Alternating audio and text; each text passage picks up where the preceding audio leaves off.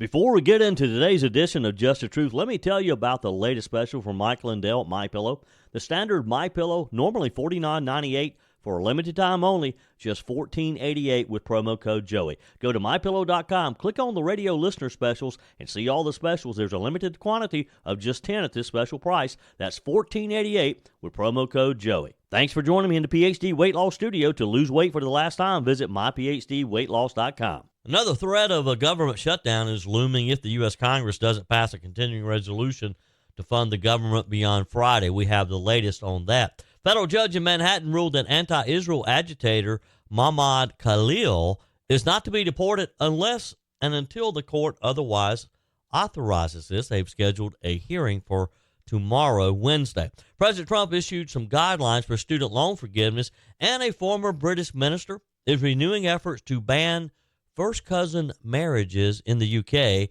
and is meeting opposition in some very unlikely places. I told you we'd be back. And ye shall know the truth, and the truth shall make you free. It's Joey Hudson. I wanted to name it the Joey Hudson bill, but, they don't allow you to put names on bills. But I wanted to call it the Joey Hudson bill because I know that one's been near and dear to you for a number of years. That's how it's done. Let your voice be heard. And the truth shall set you free. Here's Joey Hudson. So we have another threat of a government shutdown. It's sort of that quarterly debate that we find ourselves in. Does the government shut down or doesn't it shut down? In most cases, there's a lot of talk, a lot of hot air, and it never shuts down. So it's kind of like, here we go again. Washington, D.C. in full meltdown mode over a potential shutdown. President Trump, once again, the only adult in the room, actually working the phones, twisting arms, we're told, and making sure that America doesn't get stuck with another bureaucratic disaster. So here's what you need to know. Congress has until Friday night actually, to get a funding bill on Trump's desk, or we're looking at a partial government shutdown. Normally, a shutdown is something that Democrats love to exploit. They love the drama. Not this time, it doesn't appear. They typically trot out every doomsday scenario they can think of. Kids won't get fed. National parks will collapse. They'll shut down. Planes will fall out of the sky. All of which, of course, is nonsense. But this time it's a little bit different because, folks, Democrats are terrified of this particular funding bill. For once, they have found a funding bill that they don't like, because it paves the way for Trump's Department of Government efficiency, for Elon Musk's Doge, the very plan that has liberals shaking in their boots. It finds a way that Doge will be funded and will be able to go about their business in cutting other fat out of Washington's bloated bureaucracy. So let's talk about what's actually happened here. Trump is personally calling lawmakers, we're told, to get this thing across the finish line. Unlike previous administrations, which just let Congress run wild while they hid in the basement, Trump's actually trying to get ahead of it. He's picking up the phone. He's negotiating. He's making sure Republicans show a united front, as best as they can, against the swamp creatures who are desperate to keep their gravy train running. They're having nightmares. They're staying up at night thinking about the potential cuts that Trump could see in the coming years. Of course, we've got holdouts. There's always holdouts. There's some Republicans who are still clutching their pearls, if you will, over the idea of a temporary funding measure, saying that it's not regular order. And look, I get it. It's not. I mean, we need to eventually get to the point where we can pass a budget, a balanced budget. But let's keep things moving. Trump's on a roll. The irony here is that, and someone texted me asking about, why a clean CR and why Republicans for once is totally against a shutdown. Well, we need to get this passed so that the funding is there for Doge to continue their work.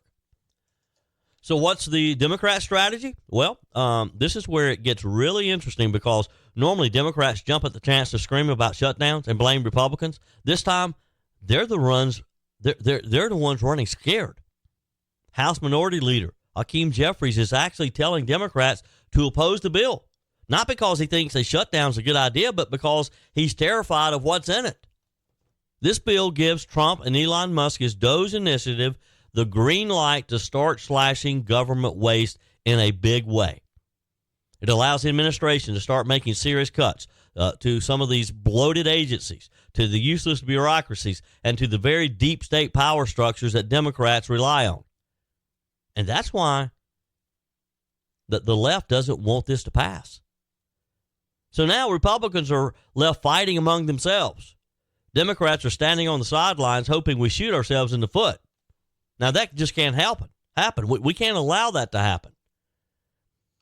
There's at least one Republican already, Thomas Massie, who's already said he's a no vote, saying that unless he gets a lobotomy, he won't support a continuing resolution.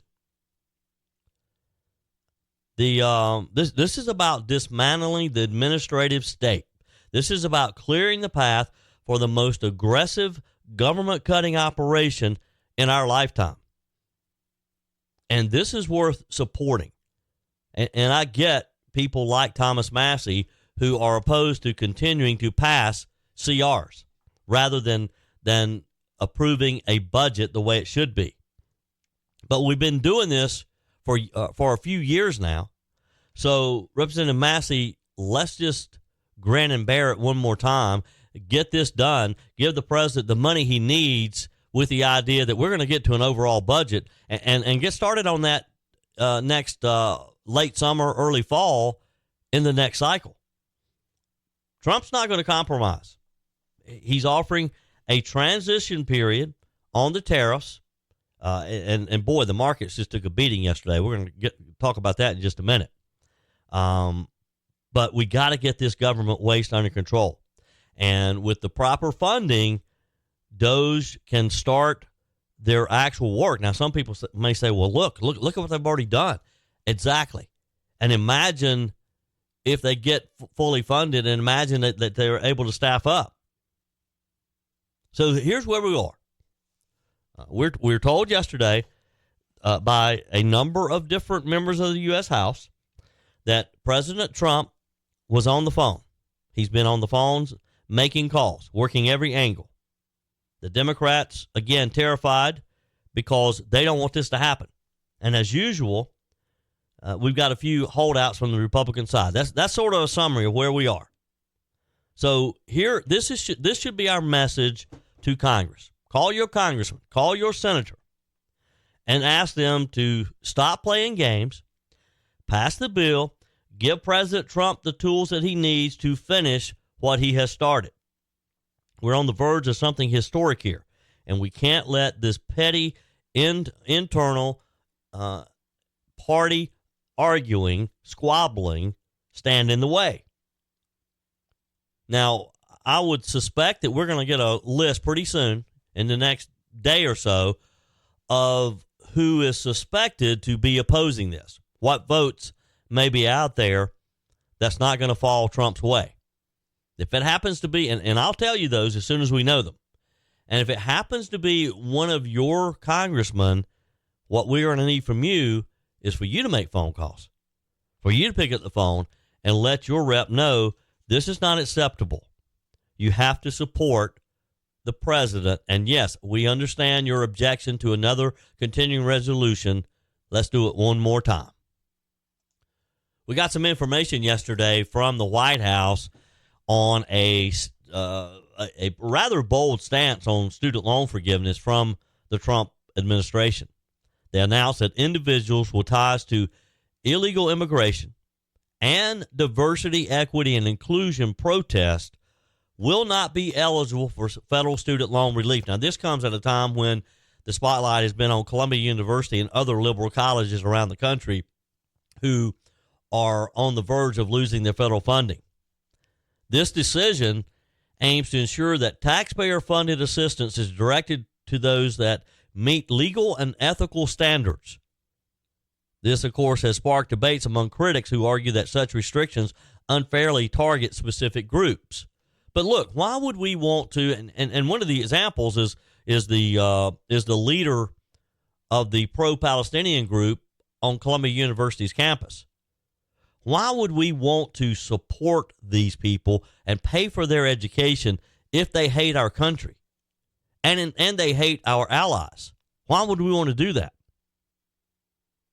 We're told that Trump has updated the public student loan initiative that directs the Education Department to modify the program to deny loan relief to individuals who have broken immigration laws, participated in unlawful protest activities, taken part in actions his administration deems, quote, improper activities, and foreign terrorist groups.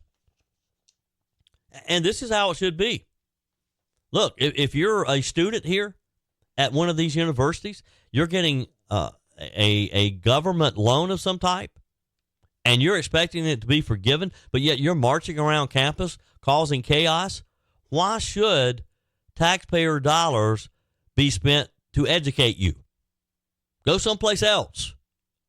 Don't expect the American people to just hand over the money for your education, though. Make sense? Hi, Joey Hudson here. You know, this spring there's a renewed energy and focus on efficiencies, and shaking up unhealthy habits don't serve us well. There's so much chatter about making America great again, but it starts in your home with you being the best, healthiest version of yourself. And PhD Weight Loss is doing their part, because for the first time ever, the first 11 callers get 2 free weeks added to your weight loss program. That is huge. PhD's out to prove that you don't need Big Pharma to reach your goals. It just creates dependency, not long-term change. Dr. Ashley Lucas researched weight loss trends for years and discovered a scientifically proven way to retrain your body to burn fat efficiently without hunger, extreme exercise, or dangerous medications. PhD clients watch their belly fat disappear, their energy skyrocket, cholesterol and blood pressure normalize without starving themselves. I lost over 30 pounds and I've never felt better. So call now and mention promo code Joey for my 2 weeks for free with my program. Call 864-644-1900. That's 864-644-1900, or go to myphdweightloss.com. This is one of those topics that comes along every so often, and you're just thinking, we're not really having this conversation, are we? A former British conservative minister, who's currently a member of the parliament, has renewed his push for legislation that bans first cousin marriages in the UK. And this has prompted opposition from the ruling Labour Party, Prime Minister Keir Starmer, and a British Muslim member of Parliament as well. The Conservative MP, Richard Holden, said during a preliminary debate, quote, a marriage between first cousins carries significant health issues, many of which aren't even knowable until post-birth. He said, when practiced generation after generation, there is a significant multiplier effect. So the British Parliament is debating whether or not cousins should be marrying cousins. I mean, this is something like you would hear in a southern state legislature, right? It's sort of always been a running joke that Southerners marry their first cousins. According to Holden, adverse health effects on the children of first cousin marriages have been established in medical research. He said the real impacts on the openness of our society and women's rights in our country are significant. After all, there are significant dynamics in sharing the same set of grandparents. Holden urged Prime Minister Starmer to, quote, think again about blocking the legislation from moving forward. Starmer responded to Holden stating, we've taken our position on the bill, thank you. So I think they're going to stand firm. The Daily Mail reported that nearly 46% of females from the Pakistani community in Bradford, England, had a, quote, common ancestor. This according to a study that was done in 2024. A government study showed that the number was at 62% 10 years earlier. So I guess it's come down a bit. Now, the Prime Minister's office did not say why they are against the bill becoming law. A spokesperson for Prime Minister Starmer said expert advice risk on first cousin marriages are clear in terms of legislation and what the government set up in the King's speech after the election. So, of course, we do not want people to enter in cousin marriages. He said, however, we're focused on making sure every part of the government is focused on delivering on issues that matter to the British public. We set our legislative priorities in the king's speech, basically saying this wasn't a designated priority, so they don't want to spend time on it. I never had really thought about the influx of migrants from the Middle East and North Africa to Scandinavian countries. The BBC reported that Norway has banned cousin marriages, while a ban is expected to come into effect in Sweden next year as well. The failure to make this ban part of their law on interfamily marriage among first cousins has outraged many prominent conservative voices in the United Kingdom. Again, I just didn't realize that this was a topic that had started being debated in the public. Ben Habib, chairman of the Great British Political Action Committee, said that liberalism in the UK is out of control. In the pursuit of allowing people to do whatever they like, sanity is being set aside. It matters not whether that which you wish to do is deeply damaging. If you're a minority, you have a protective blanket put around you and encouraged to continue. Habib added that marrying cousins was a practice while exited Western culture over 100 years ago. He says it's now back with a vengeance. Why? Because we've had mass immigration from cultures which haven't kept pace with others.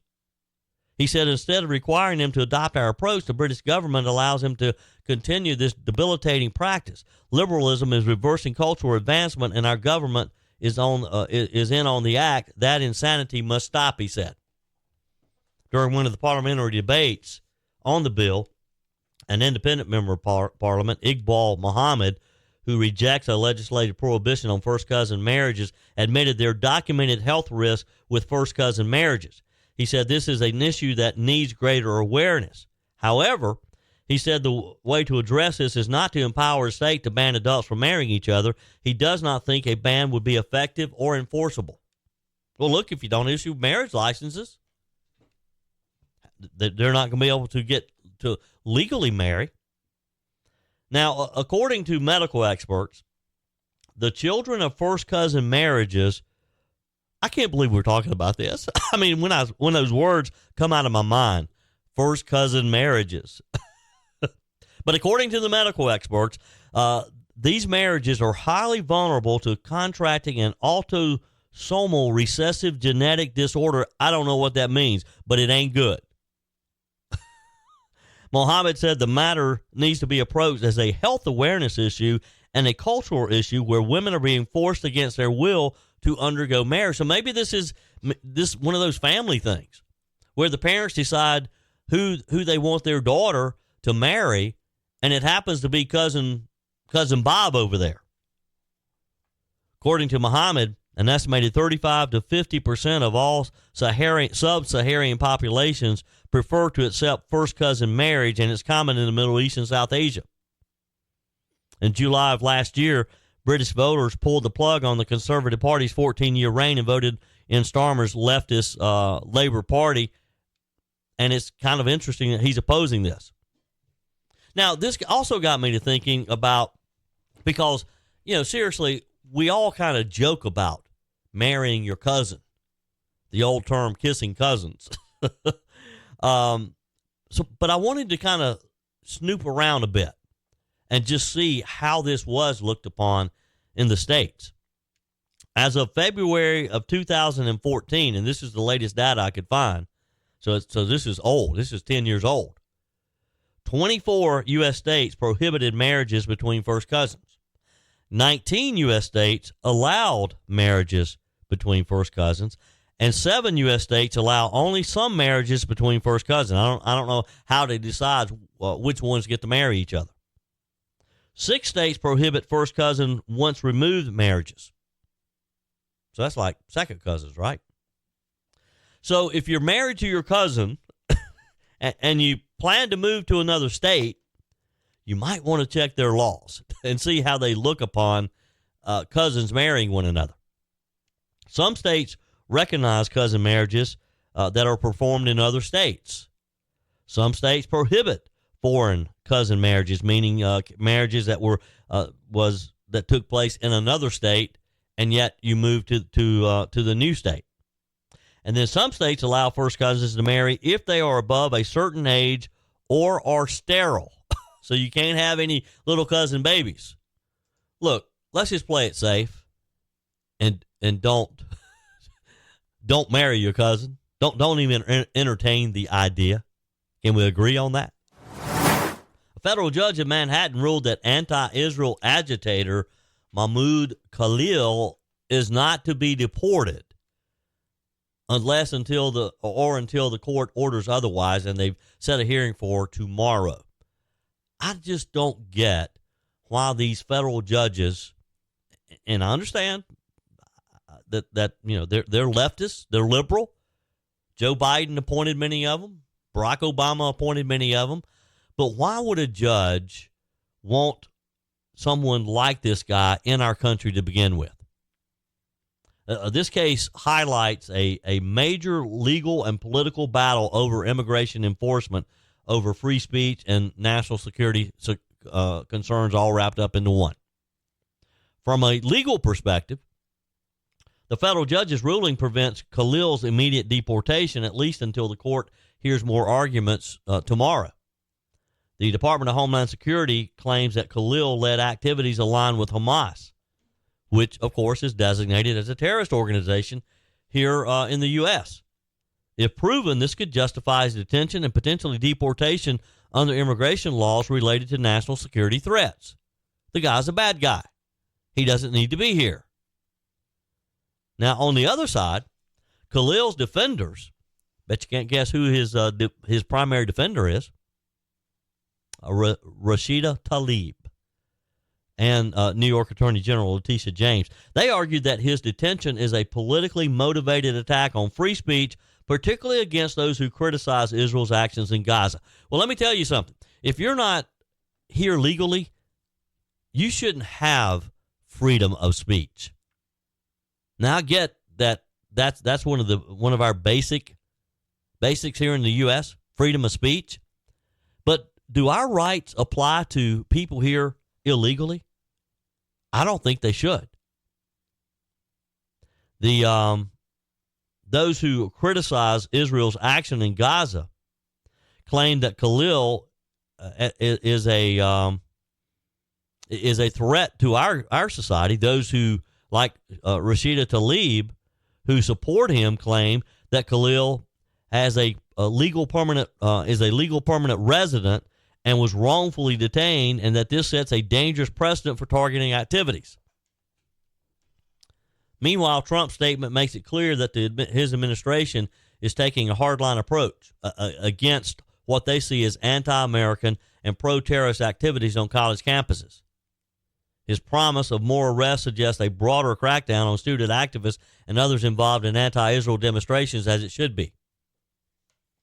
He should send a clear, strong message to any of these little pampered brats who are over here in our country to get their education. It should be very clear. Go to class and keep your mouth shut.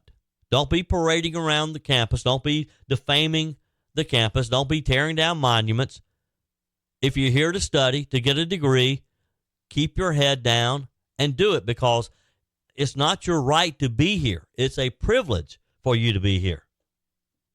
Now, the upcoming court hearing is going to be crucial to Khalil's fate and to to a large degree to Trump's immigration programs, because this will set a precedent on how similar cases are handled in the future, particularly as Trump continues to push strong national security and immigration policies, and as Homeland Security and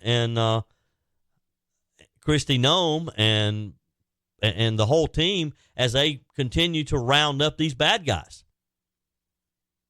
I mean, don't you know this guy and others like him are just sitting back laughing at us because we have a federal judge that is protecting him from deportation? Now, you can't hide stupid. And while we're talking about Rashida Tlaib, she's just making a spectacle of herself. Rashid was the single no vote in a very rare moment of bipartisanship in the U.S. House yesterday. Now, we're in probably the most divided times that I've ever seen. But yet, yesterday, we had a vote of 402 to 1 to pass the Subterranean Border Defense Act. This bill is led by Representative Eli Crane from Arizona, co-sponsored by Representative Lou Carrera from California, focuses on addressing the growing problem of cross-border tunnels used by Mexican cartels to smuggle in drugs, weapons, and other illegal immigrants. So basically, we're going to bust up their little tunnels down there, and we're not going to allow them to dig anymore. For years, these cartels have been digging these tunnels under our border so they can come and go undetected. And they bring their mayhem with them, the drugs and the illegals, the people who should be in prison. So the Congress, for once, agrees on something. 402 votes to 1 Rashid Tlaib. I've always knew that she was just a real dummy. She really proved that yesterday. This bill had bipartisan support, and in today's politically charged climate, both Republicans and Democrats came together for once for the better of our country, recognizing the growing national security concern of these tunnels coming into our country. Over 140 tunnels have been discovered since 1990, with an 80% increase in tunnel activity since 2008. And as border security tightens above ground, cartels are going to increasingly use these underground smuggling methods because they know they can't do it in the sunshine. The bill would require U.S. Customs and Border Protection to submit annual reports to Congress on tunnel activity and countermeasures that they're using to try to stop them. House leadership placed the bill under a suspension of the rules, allowing a quick passage with a 2/3 majority threshold, which they easily received. Again, the only vote against it was Rashida Tlaib. The biggest headline here is that Ms. Tlaib was the only member to vote against it. So far, she hasn't publicly explained her reasoning, but given her past position on immigration and law enforcement, she may see the bill as an expansion of border enforcement that could disproportionately impact certain immigrant communities whom she supports. But with such overwhelming House support and passage, the bill is expected to move to the Senate, where it's expected to be moved along over there pretty quickly as well. Now it's going to depend on whether Democrat in the Senate will go along with it as well, but I think they will, given the bipartisan nature of the House's approval, and in a vote like that. I don't know that I've seen a vote like that on any substantial legislation recently, to where you got 402 votes in favor of something. So with this bipartisan nature of the House's approval, it probably has as good a chance of passing in the Senate as anything we've seen recently. I mean, what do you think about Tlaib's decision to stand alone? If I'm someone who lives in her district, of course, if I lived in her district, I would have never voted for her anyway. But isn't this a good reason to turn her out of office? That she is just so set on obstructing what Donald Trump is trying to do, that she would be the lone vote against this, that she doesn't want our country protecting ourselves by closing these tunnels down? You want to try to help me understand that one? Send me an email, joe@joeyhudson.com. Text me. Send me smoke signals. I mean, really. As I said, you just can't hide stupid, can you? And this lady, she is well on her way to being probably the dumbest member to ever serve in Congress. Boy, it was a bad day for investors yesterday. U.S. stocks plunged as, I guess primarily in response to President Trump's not using the word recession, but suggesting that we might have some tough times coming. Last week's steep sell-off resumed yesterday in a big way. The S&P lost 155 points, or 2.7%. The Dow Jones took a beating, lost 890 points, or 2.8%. They closed at 41,911. NASDAQ sank 727.9 points, or 4%. Isn't it crazy how markets respond to things like this? I mean, this was all about, on Sunday, the president declining to comment on the negative market reaction to his on-again, off-again tariff actions against some of the biggest U.S. trading partners like Canada, Mexico, China, and whether anxieties related to these various policy shifts could nudge our economy into a recession, and the fact that he just didn't want to use that word, recession, which was the responsible thing to do. Now, his Commerce Secretary very clearly said he doesn't think we're going to go into a recession. A lot of the stock analysis have downgraded U.S. stocks because of the uncertainty surrounding tariffs. A Reuters poll of economists reflected the growing risk of recession for both the United States and Canada. And Mexico as well. The tech stocks have been under a lot of pressure because of various worldwide events. And this was just what they needed to give them a little nudge to take a massive loss. Now, we'll come back. We'll recover. And as I've been telling you, just don't check your 401k statement and you're okay. Just wait 6 months because it'll come back bigger and better than ever. Your comments are welcome on the Firmin Ford text line, 864-477-JOEY. That's 864-477-5639. Emails always welcome, joey@joeyhudson.com. Speaking of the Firmin Ford text line, it's never been more important to support locally run businesses owned by people who actually live here in the upstate. Let me take a minute to talk with you about our friends at Firmin Ford. If you're looking for a new vehicle, maybe a great pre-owned vehicle, one you can trust, or maybe you're looking to order that special vehicle. Either way, if you want a new one, a brand new one, or a pre-owned that you can trust, the folks at Firmin Ford, they're there to help you. Their name is on the sign because their name is on the line, because every single transaction is important to them. Jim Firmin, Matthew Firmin. They do business the right way. When you stop by, when you give them a call, or maybe when you just send them a quick email, you're always going to have access to a member of the Firmin Ford family. And by the way, they also offer great service, and you're not going to have to wait weeks and weeks to get it done. And you do not have had to purchase your vehicle at Firmin Ford. Doesn't even have to be a Ford. They service all makes and models. Visit my friends at Firmin Ford online at firminford.com, firminford.com. If you're on X and you realize yesterday that the service was down a number of times, Tesla and SpaceX CEO Elon Musk said that a cyber attack against X was originated in the Ukraine, but they're not quite sure of the group that is responsible for the attack yet. I want to begin, but among other things, everyone's attacking you for your position. What are you doing in the government? There was a cyber attack on X today, which shut it down and may have been foreign sourced. Yes. It's a big story. You want to give us a moment on that?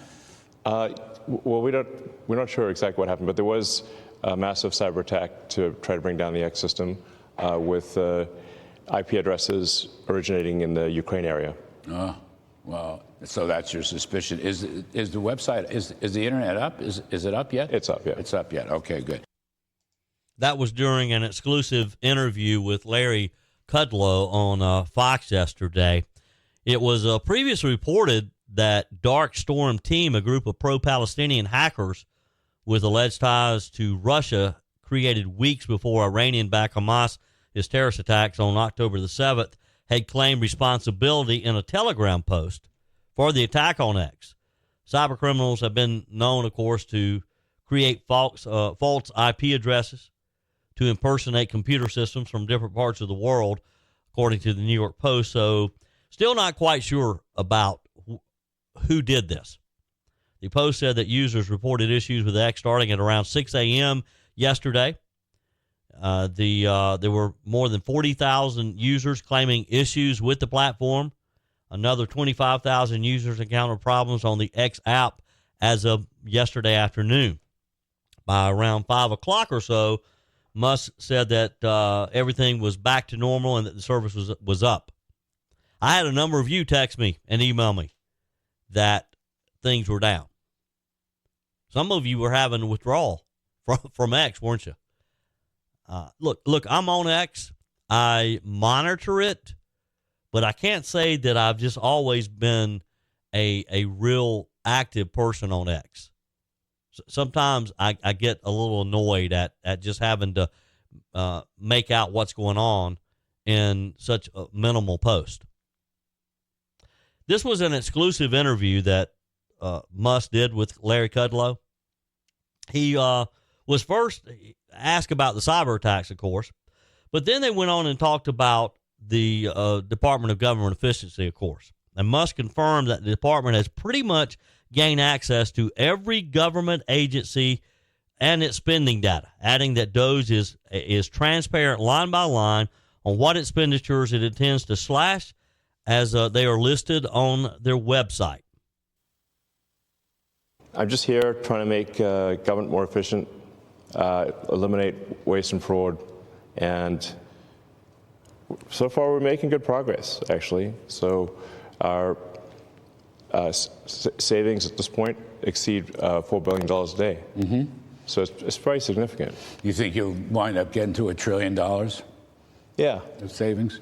I mean, unless we're stopped, we will get to $1 trillion of savings. And that stuff can be translated. I mean, we had Russell Vogt, the OMB director, on earlier, through very rescission authority, impoundment authority.